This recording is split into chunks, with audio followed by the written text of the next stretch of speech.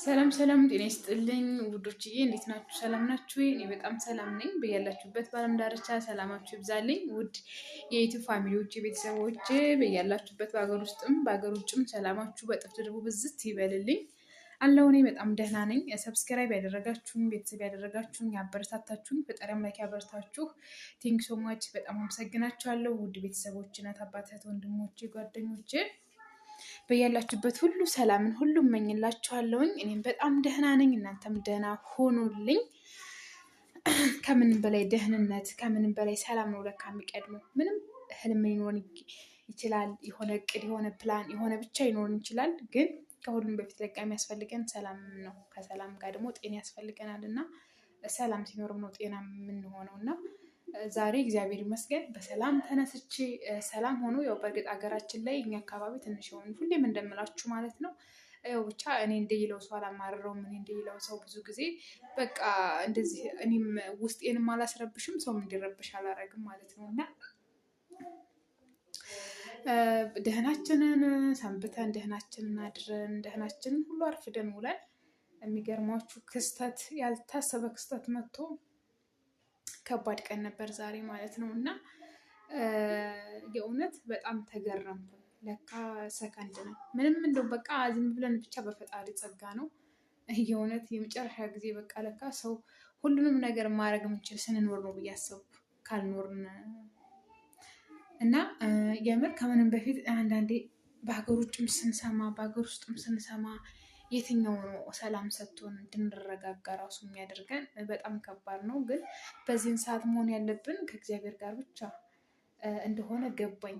በቃ የእውነት በቃ ምንም ሀሳብ ይኖረን የሆነ ነገር የሰው ልጅ የግሉ የራሱ የሆነ ነገር አለው። ግን ያን ነገር በቃ እግዚአብሔርን በማስቀደም ያን ደግሞ በቃ በኋላ ምክንያቱም አሁን ላይ በጣም ከባድ ነው። ዛሬ ከሰዓት ስሆን ያመሸሁት ስሆን የነበርኩት ሰዓት በጣም ከባድ ነበር። በቃ ማለት ምን ተርፍ ሁሉ አልመሰለኝም። በቃ በጣም ከባድ ነው።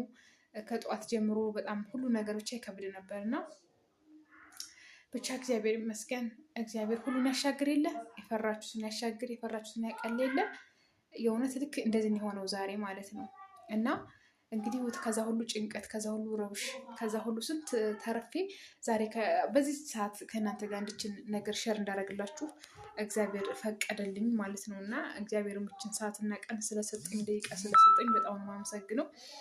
በዚህን ሰዓት በጣም ብዙ እህቶች ወንድሞች በጣም በቃ የሌሉ አሉ። በቃ በዚህ ሰዓታቶች እንግዲህ አብረን በቃ አንድ ቤት ባናርም አንድ ግቢ ባንውልም እንግዲህ በአንድ ሀገር በአንድ አካባቢ በአንድ ውስጥ ሆነን እንግዲህ አብሮ አድሮ አብሮ አርፍዶ እንግዲህ አስቦት እንግዲህ ልዩነቱን እና እግዚአብሔር ይመስገን የሆነት እችን ቀን የጨመረልኝ በቃ አመሰግነዋለሁ። ሁልጊዜም ግን በህይወቴ እንዳስቀድመው ብዙ ነገር እየተማርኩ ነው። በተለይ እዚህ ክፍለ ሀገር ከመጣሁ ጀምሮ በህይወቴ ብዙ ነገሮችን እንዳተርፍ እየሆንኩኝ ነው፣ እንድማር እየሆንኩኝ ነው፣ እንዳይ እየሆንኩኝ ነው፣ እንዳስተውል ብቻ ብዙ ነገር በቃ ታምር ነው ለእኔ ማለት ነው። ሁሉ ነገር እያንዳንዱ በህይወቴ እየሆነልኝ ያለው ነገር እና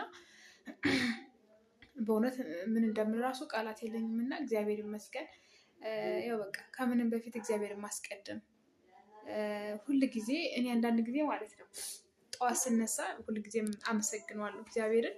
በቃ እንደተኛው አልቀረሁም እና አመሰግነዋለሁ በሰላም ስላደርኩኝ ሀገራችን ሰላም ስለሆነ።